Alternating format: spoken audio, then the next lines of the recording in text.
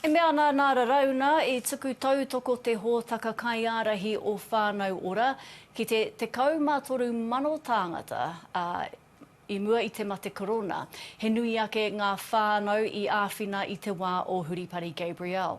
Kone atu I te ruarau e 50 ngā kaiurungi o Whānau Ora Kaiārahi, ko whakakao atu ki kirikiriroa, ki tētahi wānanga e ruarangi te roa, I runga hoki I te tūmanako ka eke anō te taumata angitu o taua hōtaka. Titiro whakamuri kia ngā whakamua, koia rā te tāhu kōrero o tēnei wānanga a Whānau Ora.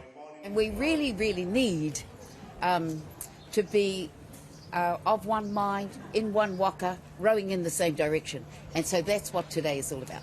We will be talking amongst ourselves. What are the priorities for our providers? How do we have to ensure that we are fit for purpose, that Whānau Ora is fit to meet the challenges? And these will be tough conversations, but we have to have them, we are ready to have them, and definitely now is the time. Koe nei te tuatahi o ngā wānanga mo tēnei ohu hauora, he wā e hoki kōmuri ai ngā mahara ki ngā mahi I tutuki I te toru tau kua pahuri ake nei. Whānau Ora ko te Pāti Māori, kei konei e āwhina I ngā whānau I roto I ngā rural communities, I roto I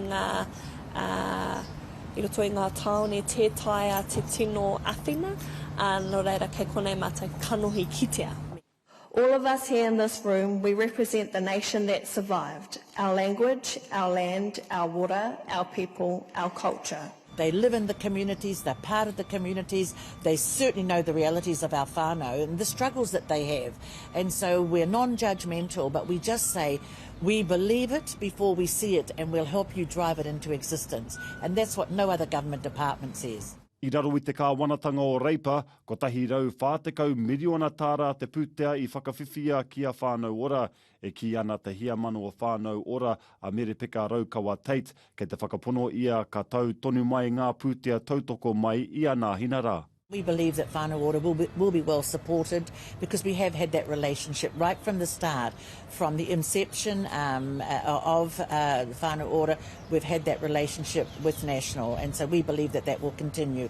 Hei te pō nei, tuku ai ngā tohu mo te kaupapa o Kaiārahi I whakanuia. Mare haimona riki, te ao mārama.